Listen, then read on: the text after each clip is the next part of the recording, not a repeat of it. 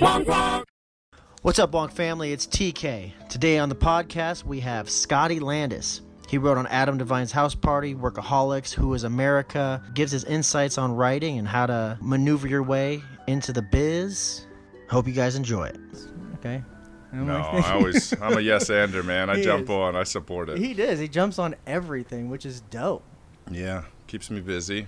I try to keep 10 plates spinning at all times. Oh, when you say plates, I think of weights, baby. That's just you say 10 plates spinning. I'm like, damn, bro. Like 45s? No. I'm weak. I have 145 on each side. That's How many times though? 30 times? Yeah. Not bad. Yeah. You can do 45 pounds on each side. Well, not in a row. It's 3 sets of 10. Sure. That's not bad. No, but it's also I don't want to go to the gym and have it like collapse on my chest and have to roll it down my body because I go alone and I don't talk to anybody while I'm there. So. That's men. Men don't need spotters. No. That's my book title. That's a great book. Real men don't need a spotter. That'd be a good autobiography for you. Real men don't need spotters. About how to handle divorce. And this is the current climate to write that book, you know? It is. Yeah, I guess. I think you'd have an unintended audience. I hope so. Not the one you wanted. I've been trying to get a hold of that audience for 10 years now. Oh, really? Middle America? Oh, yeah. You kidding me? Oh. They're great to get. They're easy to get. I don't know. Not for me. Go mix it up. You know, you got to go to them. That's the thing. They're not going to come to you. My dad is like that, and I haven't made him laugh ever. Really? Never, ever. Never even like in a school play or something like that? No. I disappointed him in school plays. No. The only time he chuckled, and that's just because he had to make himself laugh so he didn't hit me, was I was at the Improv. Was that the Improv up here, or the one down in Irvine? Irvine Improv. I've never been there, but everybody I know has come up through there. Yeah, it's a good one. That and Brea were like where you'd go if you're an Orange County comic. Like, keep going there, keep going there. Oh, that's cool. Do they have mics or anything, or is it always like? Yeah, they have mics, so you don't have to yell. Bring them shows. Yeah. Open mics. Yeah. No, they have open mics every Wednesday, I think. Mm-hmm. It's a good spot. Everybody should do it. I used to do stand-up in college. I did it for like 2 years. My first show ever was, I went to UMass, and my first show ever was in the Fine Arts Center in front of like 450 people. It was called The Funniest Man. It was a failed website where I think it was called like iCast TV or iCast Films Funniest Man in Massachusetts contest. And it was my first time. I was a freshman in college. I think I was 17. And I was like nervous for 3 days. And I went up there. I was one of 20, maybe 25 comics. I knew one of the other guys. And then I got second place to a juggler. But he had done a famous juggling act. Like, he was like Polish juggling, where he would like pretend to, or Russian juggling, he would pretend to drink the juggling pin or whatever. So I moved to Florida that next summer just to wait tables and stuff. And they called me and they were like, hey, that guy stole that act, so we can't use him. Like, but we want somebody to open for Sinbad in Springfield. Can you get here tonight? And I'm like, I'm in Pensacola, Florida. I had no money, and I didn't even have a credit card, I don't think. I was like, if you guys can fly me, I'll come tonight and open for Sinbad. And they were like they were truly like a startup, and they're like, sorry, we can't fly you. So I didn't open for Sinbad. Oh my god! Wouldn't that have been amazing? Yes. I mean, probably a 90% black crowd of older folks in Springfield, Massachusetts. It would have been. We probably wouldn't be sitting here. I probably would have pursued stand-up in a totally different way. But like been in front of the camera. Yeah, and but they used my footage. I used to wear a wrestling onesie when I did, like a high school wrestling onesie when I did stand-up. That was like my only thing. I told regular jokes and did stuff, but then I would just come out in a onesie, and I was 6'2", 165 pounds, and people would just start laughing as soon as I stepped out on stage. So, wow. Yeah, it was cool. But they ended up using it in a commercial in Canada it was Jon Stewart, Colin Quinn, and myself when I was like 18 in a wrestling onesie. And it was like, do you like stand-up comedy? Watch the Comedy Lab or whatever it was called. And somebody sent it to me years later. Holy crap. Isn't that crazy? That's huge. But everybody should do it. And I did it secretly, meaning I didn't tell any of my friends because I didn't want any like charity laughs. And I used to do Chinese restaurants and this place called Peking Garden. And it was just, yeah, I ended up just saying like, fuck it, I like writing more and getting out of it. By the time I was a senior, like by the time I moved to New York, I was done with stand-up. Really? Yeah, I lost it. Like, I wasn't one of those people that needed it, but I was so glad, and so many people, and I'm sure you hear this all the time too, so many people are like, I just want to do it once. You're like, just do it once. Just go on stage one time and tell jokes for 5 minutes, feel good or bad, and then you'll just be done with it. You'll probably kill, by the way. Yeah, I know, because people can feel that sort of, it's like when somebody give a book report and like, you're not going to boo them. You're just kind of like, get through it. Yeah. Proud of you for getting through it. But then everybody gets a little swagger like that third time, and that's when they eat shit, so. Yeah. A little too much confidence, but they didn't actually grow at all. Yeah, and I never bombed when I did stand-up, but that's because every time I did it after that, I would do it like at these places where people were eating dinner, doing something else. So most of the time, it's just people weren't paying attention. So I didn't even have a chance to bomb. It was more just like indifference. Yeah. It was like perfume sales or something. Those are so tough. Like, I remember those rooms too, and it's either people don't care, like the comedians don't care that no one's caring, or the ones that do care are like yelling. Yes. Yelling at the people trying to eat. Yeah. And then they had a hallway at Peking Garden. They had like a back party room that we used to rent out for these 80s dance parties. And it was all framed photos of comics, but there was truly not one famous person up there. Like, nobody to this day, knowing a lot more comics, I can't think of anybody that would go. And I remember the guy was like, whoever promoted it, this older dude, I remember like it was a thing for him to be like, hey man, maybe you'll get up here one day. It was kind of like how they signed the Comedy Store with your name, which is sort of a big honor. Yeah. This was like the back room Chinese restaurant honor, and I was like, I'm out. Like, I just don't want this at all. The climb's too hard for that one, or not worth it. It's too dirty for that. Well, it's just too much work, and it's like it's like a way that people get trapped in a small town when they're like, yeah, I have a little bit of celebrity here. And you're like, nah, man, you got to go. You got to go to the deep water. Yeah. That's Orange County in a nutshell. Is that true? I don't know Orange County at all. Orange County is that just because, like, oh, I mean, I'm making it in Orange County, and I'm close enough to L.A., and so people get, like, they don't move to L.A. Oh, I see. It's purgatory. Orange County is purgatory because you're just like, I mean, why am I going to move an hour away? I'm right here. I can drive up to L.A. whenever I want. But then when it comes to having a gig or something like that, he's like, an hour away. I don't want to drive up to L.A. Yeah. It's Orange County is the worst and the best. And you need those late nights. You need the after party hang. You need the after show hangs. That's where you make all the connections. You do need that. I lived in New York for 8 years when I was first starting out, and people would live in Hoboken or Jersey City or similar, like a train ride away, 40 minutes, 20 minutes, whatever. But it wasn't living in New York. Like, even though they were there and they were right across the water, right across the river, it's not the same as when you go to show, you go to another friend's show, you walk around, you grab some drinks, you go to another show, it's 3 a.m., you're having drinks and like, I look back 12 years, and all those people that we were sitting around getting drunk with, just thinking ideas and coming up with web series and stuff, are now literally the people. They're like everybody on TV, that's everybody's favorite person. But they were desperate and scared, and I was always about 5 years younger, because I just introduced myself as a writer. I didn't introduce myself as a comic or an actor, so people weren't threatened to have me around. It was more like I was just helpful because I would write for free or whatever.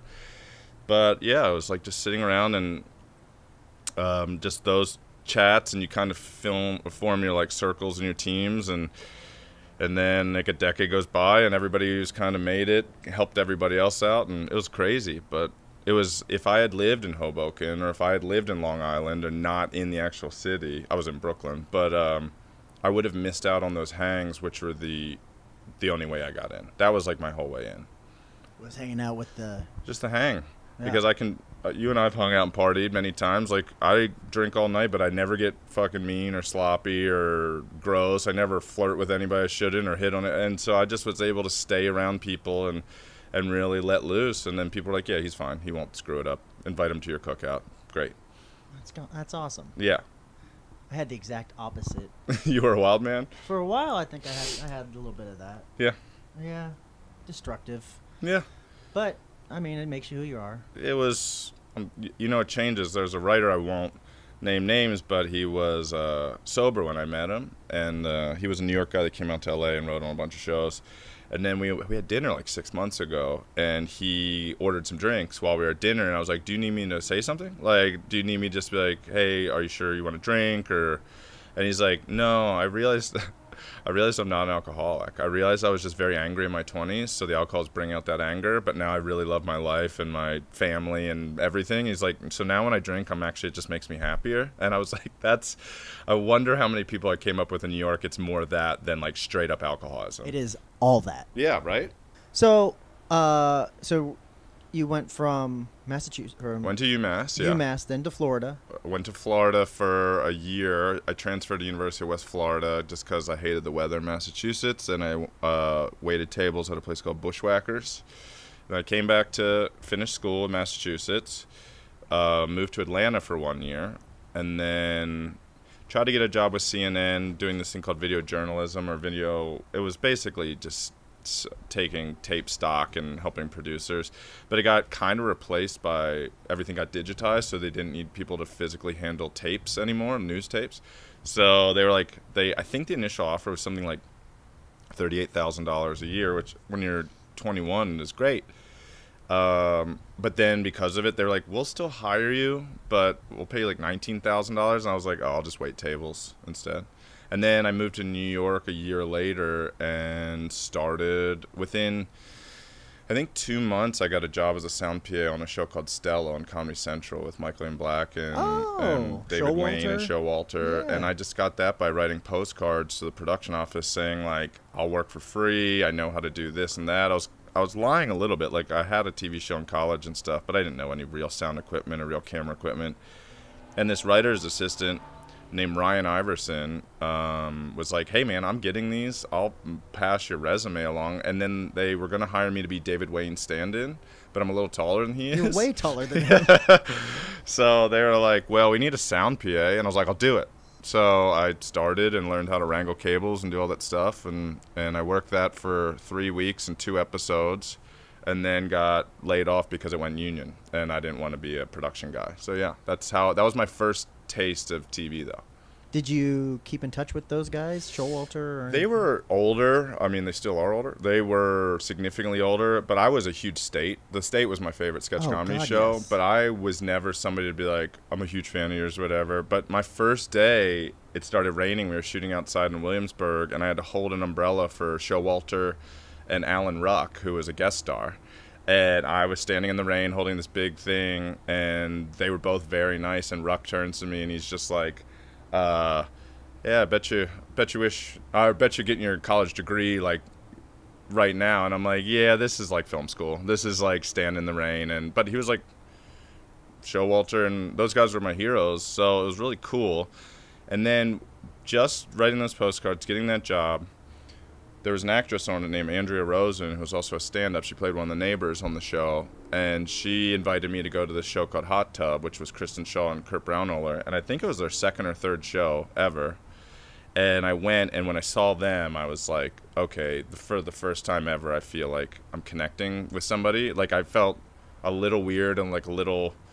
like, just like my taste was different than everybody, and I saw those two and was like, oh my God. And then over the course of the next couple of years, I became their writer just by going to the show all the time and hanging out after the shows and just being around. I never really told them I was a writer, but when it eventually came up, I had already written. Hot Tub used to have 3 acts. I used to do it almost like a play with guests, with like a variety show.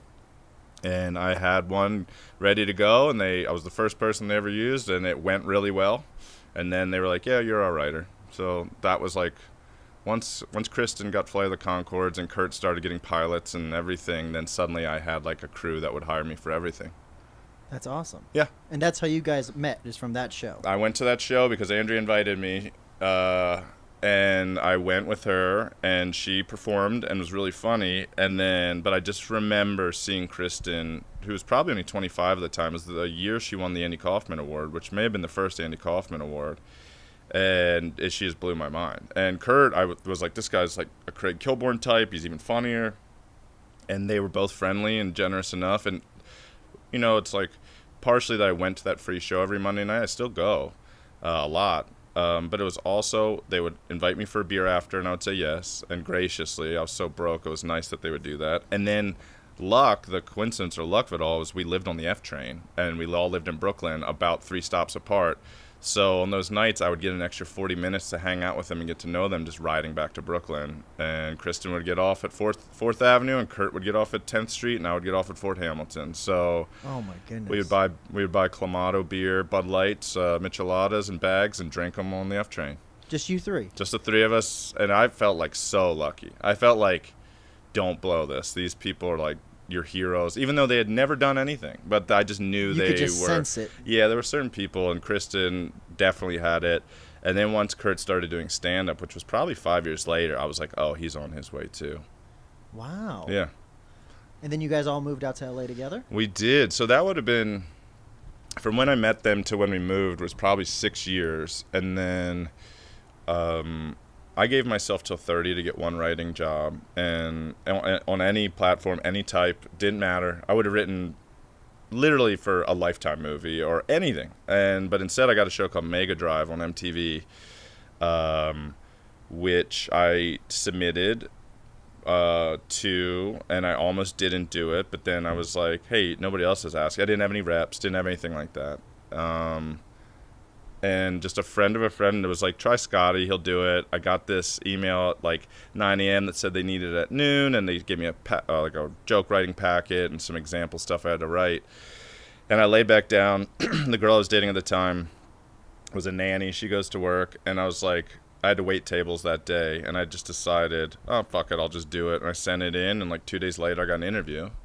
And then they were like, and you've never had any I was like, no, but I write for Kristen and Kurt and Chelsea Peretti and all these people, and they're like, yeah, I keep hearing your name. I was like, oh, fucking thank God. And then I didn't think I got it, and then I was getting ready for work the next day, and I was like literally cleaning my black apron in my bathroom, and my cell phone rang, and I answered it, and they were like, yeah, we want to offer you 8 weeks for $1,600 a week. And I was like, it was getting the job was like the happiest. I think since then I don't know if I've had a moment that joyful. It was so great. Like, I didn't expect it to happen, and when it did, I was like, I didn't have a laptop. I had to borrow my roommate's laptop. I had a desktop gateway or something. But it took me 6.5 years to get that first job in New York. But I didn't care. I still had the curve going. I was meeting everybody I thought I needed to meet, and I was having a really good time. And so I worked for 3 or 4 years in New York doing shows like Money from Strangers. I did a show called Bunk on IFC, did just lots and lots and lots of pilots. And then I did a pilot called Nikki and Sarah Live with Nikki Glazer and Sarah Schaefer. That was on MTV.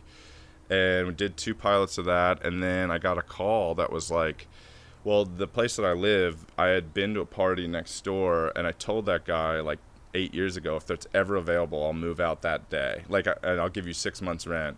And he did. He remembered me and emailed me. It was like 3 years later. And so I was like, okay, I have a place. And then I moved out at 30. And the day I landed, I went to Whitney Cummings' house because the guy that hired me for my first job, Rob Anderson, the showrunner, was showrunning Whitney's show Love You Mean It, which is probably around when you and I met, honestly. And so I go right to her house the morning I land. Go in her kitchen. She's trying to give me a hard time, like just trying to bust my balls to see if I can take it, and then just hired me on the spot. So I had a cabin and a house and a job the day I landed in LA. Before age 30. At 30. So I was 30. Yeah. You made it. I felt I was on my way. Yeah. Wow. So then everything since has just been trying to climb up a little step by step, get a little bit more, get a little bit more. And is it still when did it stop being scary, like job to job kind of? That's a good question, because it's only been in like the last around that time. You know, there's different kinds of shows. There's scripted, there's non-scripted, there's late night, there's, you know, everything. There's prank, there's docu-follow, and so I had done every type of show. I had done all of those, and I knew I wanted to move into scripted. And when I was doing Love You Mean It, Adam Devine was a guest, and Isaac, who I knew because Isaac used to rep Kurt and Kristen back in the day. So he's like, how many episodes of this are you doing? I'm like, we're doing 13. How much longer do you have? I was like, I think I have a month or something, like maybe 4 more eps. And he's like, Adam has this thing. I had never met Adam, and I had started watching Workaholics in October. I think they had just wrapped season 3. So I'd seen seasons 1 and 2 that October, because the girl I was dating at the time was like, I think you would like this show. And then I turned it on and was like furious because it was so good. I was like, season 2 of that show is so good. It's stupid. But I'd never met those guys. And she was like, you could totally write on that show. And I was like, I would love to write on a show like that. And then came out to LA 2 months later, moved out here, met Adam probably a month after that at Smokehouse in Burbank. And on accidentally or maybe Isaac was like, would you like to meet him? He needs a showrunner. And I was like, yeah. And we met, and I knew what he looked like. He didn't know me. We sit down. I ordered like a Makers on the Rocks, which is kind of uncharacteristic for me. I guess it was just the ambiance of the old Smokehouse in Burbank. Oh, yeah, baby. Which is really a martini place. But he's like, nope, not that. 2 Bud Lights. And I was like, okay, cool. I'm going to get along with this guy. Great. And then we just riffed. We're both not from LA. We both have like similar families. I don't know, similar. I'm from Maryland. He's from Omaha. Like, we got along on sort of a basic level. And then he's like, I sold 8 episodes of a show. It's a stand-up show to Comedy Central. We don't really know what it is yet, but they greenlit 8 eps. Do you want to do it? And then I got home, and my girlfriend was like, is he nice? What do you think? I was like, he's great. And we got along, and she's like, did you get it? I'm like, if I didn't get it, then I don't understand. Like, then LA fucking sucks, because we clicked so hard.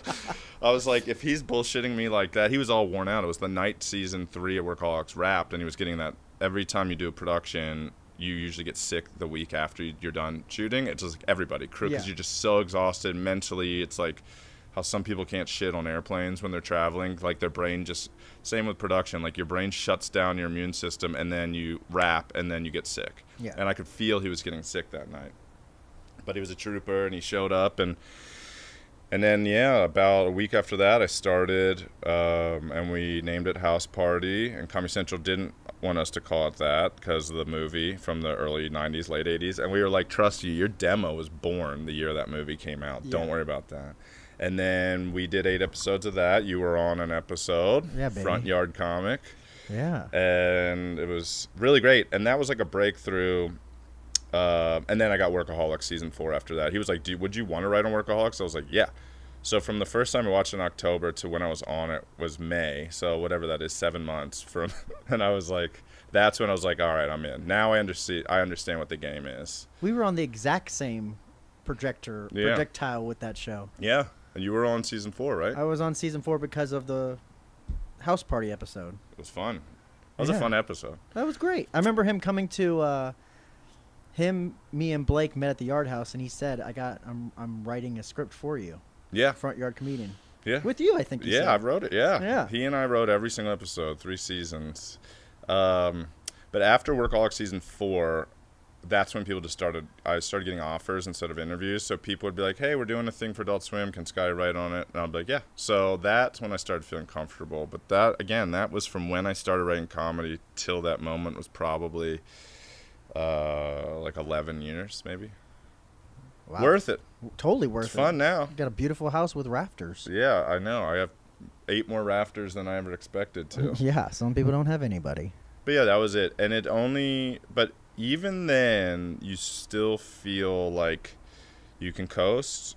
Like, I know I could be a staff writer for a while.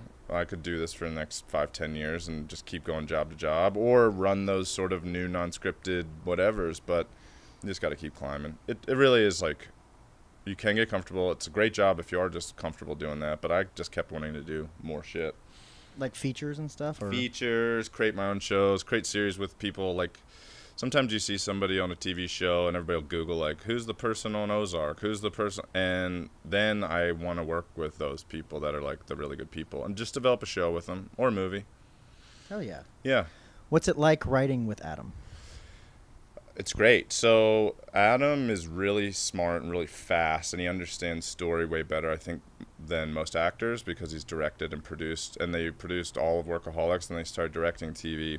So when we do scripts, we rewrote a movie called When We First Met that was on Netflix. That script had been around for like 6 years, I think, and then they didn't have the right star, and then they wanted Adam to do it, and he was like, I'll do it, but Scotty and I have to do the rewrite. So we did a page 1 where I sit with my laptop open just to give you like the bones, like really what it's like. And we talk out scenes, the things we don't like about it, and then he and I will riff lines to each other where I guess it's like an improv, but I really think about it just like literally just, I guess it's an improv, but we're just like honing in on what that character would really say, and we just go back and forth, and then I go, great, and then I type that up really quick, and then we just move forward scene by scene like that. And then when we're writing original stuff, like House Party, we'll usually go to his house, and he and I didn't have a writer's room. We just had 2 writer's assistants. We had Stephen Bailey and Allison Fields, and they sit and type everything. Bailey types everything Adam says. Fields types everything I say. Then at the end of the week, we let them pitch their ideas, and then I go back with all the notes and write the episodes, and then I write a first draft, and then send it to Adam, and then I sit there, and he gives his notes, and then we're done. That's basically, and then we'd send it to Comedy Central for notes. So I would write the first pass, then he and I would break the ideas together. I write it together. We punch it up till he's happy with his dialogue and little details, and then we send it in. So we've been doing that. We're doing a movie now, and we're doing like when he hosted the Eddie Awards, which are editing awards. We just sit down, the MTV Awards. We just kind of sit there and at his house usually, and I try to make him laugh, and he tries to make me laugh, and then I know what it's like from a production side, what works, and he knows what he does well, and so we try to meet that in the middle, and then I physically type it and send it to him, and he gives notes. And we have the one thing I like about he and I is we don't waste time when we get together, even though we're really good buds. We sit down, we open a Red Bull, and then we start typing, and we don't fucking goof off. And then after we're done, then whatever, shoot pool, get drunk, do whatever. But yeah, when we go to work, he takes it more seriously than I do, and I take it more seriously than anybody. So awesome. Yeah, it's fun writing. He never lets me down, and I think that's why I continue to be like his main writer, is because I just bang stuff out for him as fast as I can. So like, if one day would it be? Do you guys have a page count? Do you guys have a scene count you guys want to get to? Or yeah, usually the way I write is usually 3 scenes a day. If it's like an episode of House Party, since those were only 9-page scripts or less, we would usually try to figure out the whole story in one day. It was just an A story, no B story. So that was easy. Because the rest of it was the comedy, actual stand-up. Right. So, and improv. We knew improv was coming. We'd find things when we were shooting. No page count. It's usually me being like, I'm the one that's kind of like, all right, that's good. Like, I can feel when the juice is starting to run a little thin on us. So, but yeah, there's not a specific, not time. I usually write in the morning when I'm writing my own projects, but Adam usually has meetings and stuff. So we usually write at his house from like noon to 3. But again, maybe we're really physically writing and thinking and talking it out for 2 hours, something like that. But you can get a lot done in 2 hours if you pay attention. Yeah. Yeah. What's up, guys? Look out for Magical to Radical coming at you September 22nd. It's going to be from 7 p.m. to 2 a.m. at 1720 East 16th Street, LA, California. We'll be putting up information on our Instagram at Wonk Incorporated. This year's going to be super dope. We have headliner Reggie Watts and many, many, many more bands that are just super cool. Oh, we did 2. We did Roustabout. So Kurt Brownell and I had a weird little run where we started doing what we called stunt comedy. The first thing was his idea, which was he flew a smoke writing plane over Los Angeles, downtown LA, that wrote How Do I Land? And that made national news. And even though it didn't work the way we wanted it to, but meaning the smoke was blowing away as the next letter, we hired the cheapest guy. And so there's a viewing party on top of this place called Perch, and then I went over to the Standard because Perch was too full, and the people were filming it. I have a photo of it, and it says How Do I Land? And then after that, Comedy Central was like, do you guys want to do something similar? We're launching Comedy Central Studios. It's like their web series stuff. And we were like, yeah, we want to do it. We want to jet ski from New York to LA. And they were like, is that even possible? And it is. You can go Panama Canal. You can go. There's a lot of ways you can do it. And we would have cheated it where we wanted to fill a horse trailer with water, and Kurt would sit on the jet ski in a horse trailer when we had to drive between bodies of water and just slosh around. And they were like, no. They were like, our budget for this whole thing, I can't remember what it started, but it quadrupled by the end. And then we were like, well, what about Canada, Mexico? That's cool. Jet ski from one country to another country. And they were like, no. And then we were like, what about Chicago to New Orleans? Which at the time we were pretty like bummed about. Like we knew it would be funny, but it didn't have, it's just not the same. It's not across the country or country to country. Yeah, it's not, it doesn't seem as ludicrous. Like we wanted to segue the Oregon Trail. We wanted to go from Buffalo to Oregon on segways with guests. That was the other thing, but they were like, dude, that will take like 3 months or whatever. So we did Roustabout. It's still online. And we started in Lake Michigan. We go through Chicago River, Illinois River. Then we connect to the Mississippi, go all the way past St. Louis on jet skis. And then we became the first people to jet ski through the St. Louis Arch, which is we got volunteers to drag John Daly and Kurt on the jet ski through the St. Louis Arch. And the whole time, Kurt and guest comics are meeting us. Kyle Kinane came to Tennessee, and we created a jet ski gang called the Wet Ones. The whole time, we are raising money for charity to send 500 goats and 1,000 chickens to Africa. So we needed $50,000, and we ended up getting down to New Orleans, and everything that went wrong, we ran out of gas. Nothing's produced. If you guys ever watch Roustabout, nothing in it is faked. Like, everything that went wrong, and Kurt's, like, growing depression, and everything is real. Things kept getting fucked up, because doing stuff on the water is really hard, and that's like 900 miles or something. It took us 9 days. I had a cough for like 3 months afterwards just because the Mississippi's so disgusting. And I played a character named Little Minnow. And I wasn't supposed to be on camera, but everything started going wrong day one on the production boat. So I just was like, put a mic on me and I'm going to comment on how bad things are all the time. So that's not just Kurt being like, this is awesome. So we made it. We had a big show. We had a big parade in New Orleans. Kristen Shaw was there. And we ended up raising 37,000 something. So that's 370 goats and 740 chickens. So that's 370 families in Africa got a goat and 2 chickens, which Nice. is like creates industry for them. So that was like more of the dumb, absurdist shit. And then we drove a giant butt across the country, the Love Butt, a double-sided 15-foot by 9-foot butt that we tried to ship on a train to moon the entire country, but no train company would let us do it. No freight line would, because they were like, we're going to get so many letters. If there's a mom and her kid sitting at like a train crossing, we're going to get fucking in trouble. But the best details, we're talking like CSX or one of those companies. And we were using this logistics company, Coyote Logistics. And they were like, okay, we found somebody that'll do it, and the price is right. But they want to know what it is. And we were like, tell them it's a piece of modern art. And then they were like, okay, they're cool with modern art. They want to know what it looks like, and just be like, the sculptor is very particular. Like we're sending it to New York to have like a big unveiling, and like he doesn't want anybody to know. And they were like, well, they refused to show. We have to send a photo, and we sent a photo because we had to. Legal at Comedy Central's like, you have to show these people. And then they're like, no fucking way. So instead, we put it on a train in California, a regional train that would take it. And then when it got to the end of the line, literally the end of the line, we put it on what's called a stake bed, this big 26-foot long truck. And then Kurt and his wife Lauren and I drove it from Los Angeles to New York. And now it's in a outdoor sculpture park in Virginia, Northern Virginia. Wow. But we mooned the entire country. It was the most fun thing I've ever done, actually. Do you guys have anything planned? Stunt comedy? Well, none of those things got picked up, so those are pilots and web series. So we thought Comedy Central was going to let us do it. But they paid for that. They paid for that, and then they paid also. We took a chicken on a hot air balloon to give a flightless bird the dignity of flight over wine country. But that was supposed to be a blimp from L.A. to Alaska, and instead, so you could see how TV works. You have a pie in the sky idea, and then it ends up being the C- version of that. Oh, yeah.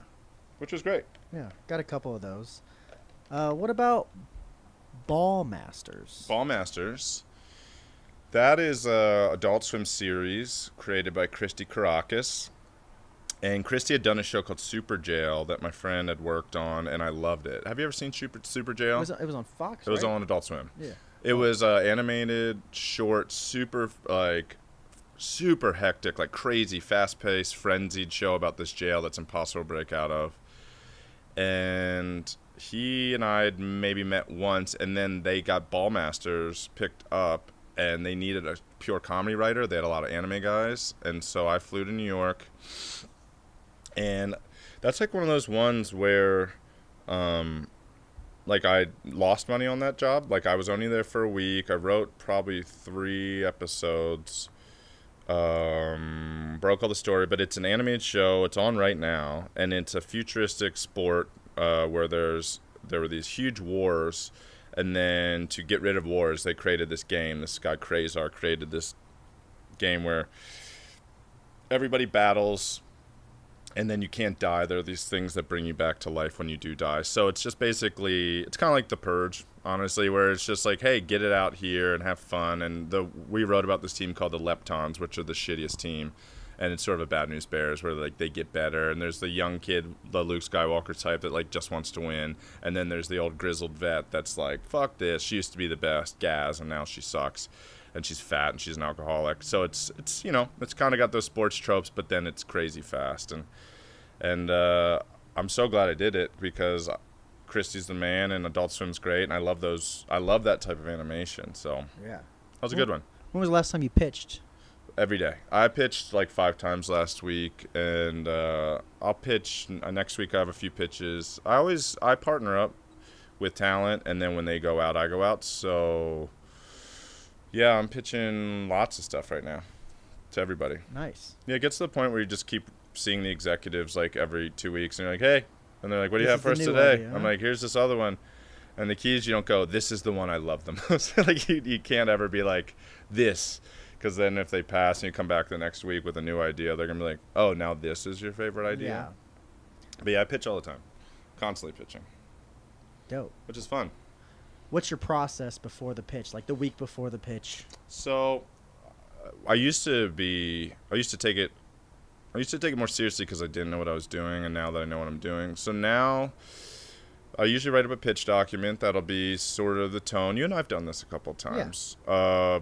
I might have even shown you how to kind of do some of that stuff. Definitely. Right? Yeah. Yeah. I think we did that for Rage and Beauty. And oh, yeah. That's right. Definitely. I write up, I keep it brief, but it's like you go, here's the basics of the show, here's the log line, here's sort of the world and why it's happening right now and who we care about. And then I just go through the main characters and really make sure I know who they are, not really backstory so much as who they are now, and how they're connected to each other, so that the people you're pitching to can understand that if there's a problem, how each of these people would deal with it, and that's the show. And then I kind of do a thing like, well, you know, each week it's going to be, we're going to see this, that, and that. And I always throw in kind of things which I think people are going to like this character because they're this reason. I think that the show hits really hard right now because there's a lot of shows on TV doing this, but this show does that. And like, you know, I really try to make things stand out in these very basic conversational ways. A lot of advice people give to people when they're pitching is pitch it even to the executives as if you were telling your friends about it at a bar. That's pretty good. It's like you need to be a little more thorough, but that really is sort of the gist. Make it fun. It has to be a fun show. It has to be fun, and it's also like, if you were like, who won the World Cup final, I'd be like, well, France won. And you're like, what was the game like? I wouldn't be like, okay, in the first 2 minutes. I would say, you know, Croatia ran out of steam at the end, and France is just younger and faster, but there was a lot of goals and a lot of weird shit happened. And at the end, it didn't go to PKs, and it was 4-1. And you'd be like, oh, okay, I kind of get it. I kind of get the gist. I got the emotion of the game a little bit. You can ask me the questions if you need to, but it's kind of the same with TV. You know, usually a good TV pitch for me is like 10 minutes, 15 minutes. If they have questions, I'll know what the pilot is, even though I don't pitch the pilot, which a lot of people usually do. I wait unless they say, is there a pilot? Is there a pilot written out? Is that or just the episode idea, just the story idea. If there is I usually will hide if there is a pilot, script already in place, because you can get paid to write that script. So even if you have one and you don't tell them, then you go, yeah, I'll write it. And then you can go through the process, but you already have it done. You're getting paid. Oh, I've made that mistake like 20 times. Sometimes it's better to lead with the script if it's a really unique, like Rage and Beauty or something like that, that's so out there. You need a script because you need people to go, oh, this person's capable of grounding this show in a way that it can be produced. Yeah. a lot of people have these ideas and you hear them and then you read the script and they don't understand that like a normal half hour of TV, especially on cable, could be $650,000 or $1.5 million. And they'll have car chases in 10 locations or 20 locations. They'll have planes taking off. They'll have explosions. And you're like, guys, you get none of this. Like, you'll never get this even if you go to series. So that's usually you can tell who's kind of done this or been in a room or understands what they're really doing. But yeah, I pitch every week and I just try to make it conversational and warm and gracious. And if I leave some visual aids behind or whatever, that's one thing. But yeah, my process is the morning of. I usually get to pitches 20 minutes early just because LA's traffic's so shitty. I'll leave extra early. And then I'll sit in my car and say it out loud to myself once or twice just so I know the flow. Oh. But easy.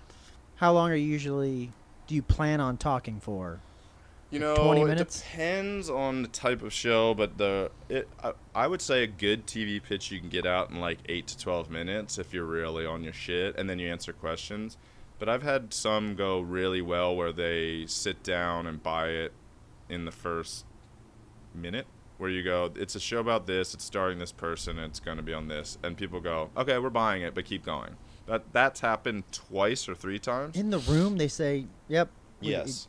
That's happened a few times. That happened to the one thing I did with Kurt, with one thing I'm doing with Adam right now at TBS, and yeah, that's happened a few times actually. Happened to YouTube Red once, and then that usually only means a pilot, not straight to series. Yeah. But yeah, that can happen. But I usually plan for like 8 to 12 minutes. When you're doing a movie, you have to pitch the whole movie. That's different. You pitch almost scene by scene. What happens, who's exciting, then this happens, and right when you think the shark's dead, the barrels come back up. And so that can take 35 minutes or more, and you can feel the movie executives who hear these things all the time start to just fade and lose interest and look around, and that's a different skill because you really should be theatrical. It should almost be like a performance piece. Yeah. Is that what you did for? You had a Blumhouse bought something from me. I wrote a spec called Ma that got made last year and should be out this fall. And I wrote that on spec. I just wrote that, meaning I just wrote it for myself to sell it, sent it to my agent, Matt. And Matt was like, this is... So I'm a comedy writer by reputation, but I prefer writing thrillers and slashers and suspense movies.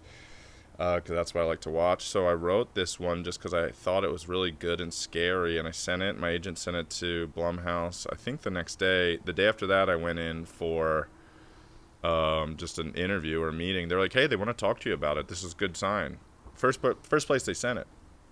I sat down, and there's a great guy named Ryan who ended up being a producer on it, who read it, and then Cooper, also at Blumhouse, and he was like, yeah, we really like this. We called each other after page 55, and we said we have to have this. And we have a few notes, but only 3. Make sure that these 2 characters are a black mirror of each other or whatever. Make sure this happens and make the end way more fucked up. And I was like, oh. I was like, okay. But I didn't know what that meant. I was like, why is he just telling? And then he goes, oh, we're buying your movie. And we're going to call your agent as soon as you leave and make you an offer.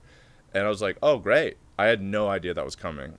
So I finished it around January 3rd or so, and that meeting probably happened January 8th or 7th. Oh, my goodness. And then they wanted to attach talent and a director. And probably by February 1st, Tate Taylor, who did The Help and Girl on the Train and all those, read it. And then his one stipulation was that he wanted the main character to be Octavia Spencer. And I was like, yeah, no problem, bud. Because I wrote the main character as ethnicity neutral. I wrote it just a small-town loser woman in her 40s for whoever. And so once they attached, it got greenlit, and they shot it within a year. So I wrote it, and they made it within a year, which is very, very rare. That's not me patting myself on the back. That's me going, Blumhouse knows what they're doing, and they make $5 million movies, and they streamline the process. Wow. So I did not pitch on that at all. Wow. Take us through the original concept of that movie. Right. Till January 3rd. So, without spoiling it, I won't spoil it, but so I was in New Orleans. They were shooting when we first met, and I was staying in the same hotel as Adam, and he was telling me this story that reminded me of something that happened to me about this. Again, we're from the suburbs, smaller towns, and I've always felt it was really, really creepy when parents hang out with teenagers, or the parent that's like, I'd rather you did it at my house than go out there and wreck, and which is, I kind of understand, but I also think that's like a little strange. But the worst of the parents that say that, and then they're hanging out, and they're smoking a joint with you, or they're buying you the alcohol, and then they're drinking with you. And I'm sure people listening here go, yeah, like fucking Sheila's mom, or you're like Danny's mom, or that older brother that's always around. Yeah. So I jotted down, like it hit me in the lobby. I got to the airport flying back, and I just wrote like a 2-paragraph note in my phone that now in retrospect is the entire movie. Like it was the whole movie came in a quick hit. And so I got back here, and I don't remember what I was working on. Must have been doing a TV show or something, and I just watched Fear and Crush and Fatal Attraction and Single White Female and Hand That Rocks the Cradle and all those, and I thought it was going to be Hand That Rocks the Cradle, but I had forgotten a lot of weird details about that movie. So I just kind of narrowed it down, knew it was that genre, and then by the time I sat down I write a story document, which is just paragraphs of what I think it's going to be. No slug lines, very few character names, just kind of like it opens and there's this thing and then there's this thing, and then I outline it, and my outlines are about 30 pages for a 100-page script, so I'm almost there by the time I'm done my outline. That probably took me 3 weeks to a month outline, and then once I sit down, I do 3 scenes a day, so it probably took me from start to finish like maybe like 13 days or something for the first draft. And then I sent the first draft to my agent after I got Allison, my proofreader, to take a look, and that's the one that sold, was the first draft. Oh my goodness. Yeah, I just finished one yesterday, and that took me 12 days after outlining for about a month.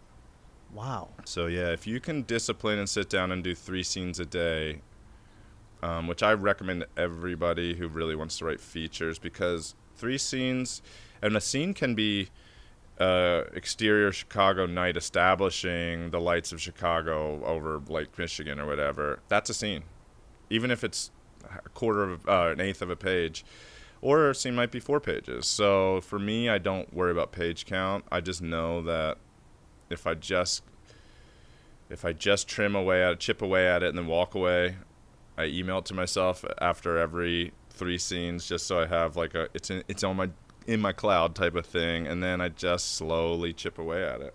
And then I don't go back either. I just move forward to the end, and then I leave it alone for a few days, and then I start back over on page 1 and just start fixing and connecting dots the entire way. And then that's my first draft.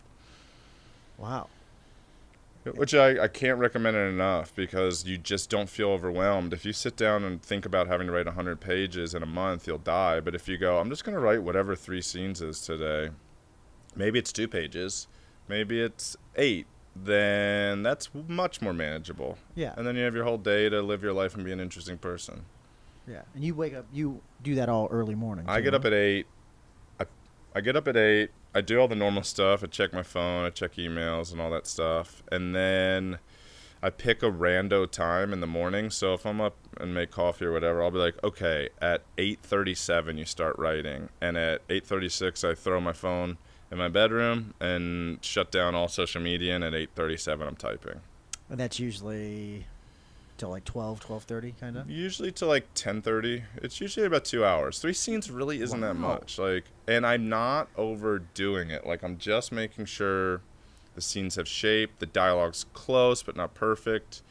Like the one I just finished yesterday, I finished it 3 days ago, and then yesterday I did that thing where I go back through, and like, this is a really dumb example that seems like nothing, but there's a pilot that's in one scene. There's a character that goes, thanks, Eddie, or whatever, and then later there's another character who's like, when Larry dropped it off, and it's the same character, Eddie and Larry, but I just was writing forward and I couldn't remember what the pilot's name was, so I just put in another name because I don't want to go back and waste time looking. Yeah. So I just moved forward through it, and then I correct it sort of on that correction pass. That's even before a typo pass. Yeah. Wow. But again, that outline is so dense. By the time I start writing, it's almost just like putting dialogue in. Yeah. Yeah. And you already know in that outline what they're talking about in each scene. And I'll write it. So in that story draft, it'll be like, Thomas comes over and sets up the podcast equipment. They talk for a while. Windows are open. It's a nice day. Everybody, I'll just kind of do those and then when I get here, then I figure out what those characters are really saying to each other.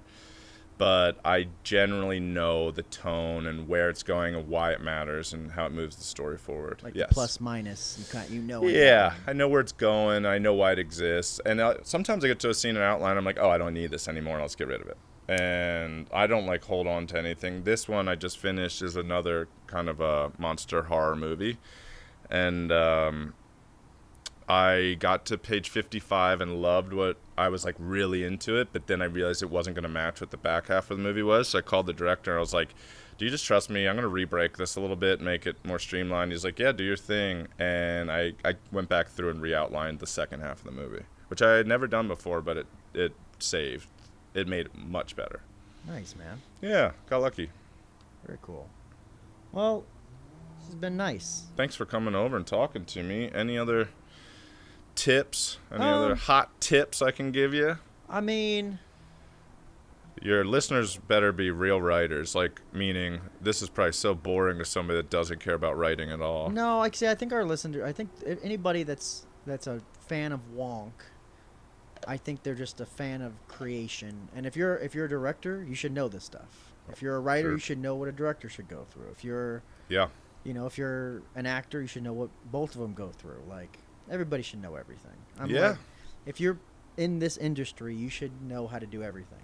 Yeah, that's true. And I think everybody knows. I think people realize that great scripts are where it all starts. And so actors that can, I mean, you look at certain actors like, who's a good example? Even somebody like Tom Cruise, like the biggest movie star ever, whatever. Tom Hanks, Harrison Ford, all those people, those leading, like Amy Adams, she's so great.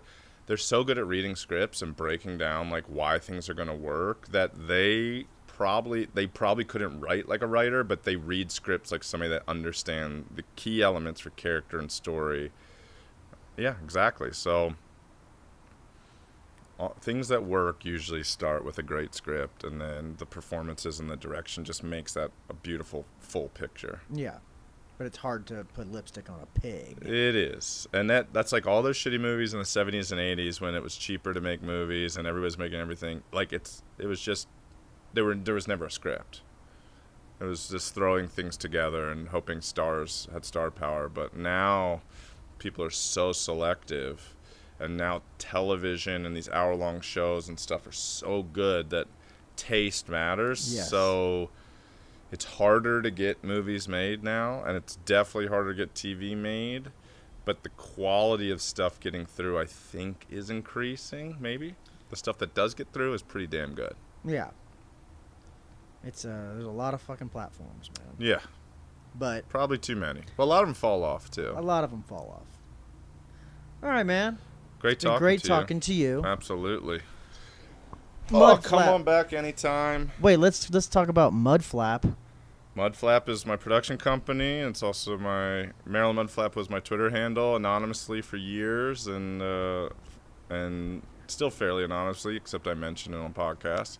But yeah, I just wanted people to associate that with like a good time, and so I give away free everything, beer koozies and magnets and hats and you name it. Bathing suits. I sell bathing suits for charity, and all the proceeds, 100% of the profits go to the ACLU. So I make women's one-piece bathing suits that people love. They look great in them. The girls love them.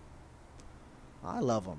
That, and you also you sell coconuts. Oh, and yes, and Coco & Co. If anybody lives in LA, go to Alfred Coffee, drink a coconut. Yeah, I own a coconut company with these 3 other dudes, and we do every concert and event, and we sell on locations. We have stuff that you can bake with. It's basically just a big importing coconut company that we stamp, custom stamps. I'll make a Wonk one. I'll send you some Wonk coconuts. Please do. I really will. I'll send you some Wonk coconuts up to the office one day when everybody's going to be around. And yeah, that's Coco & Co.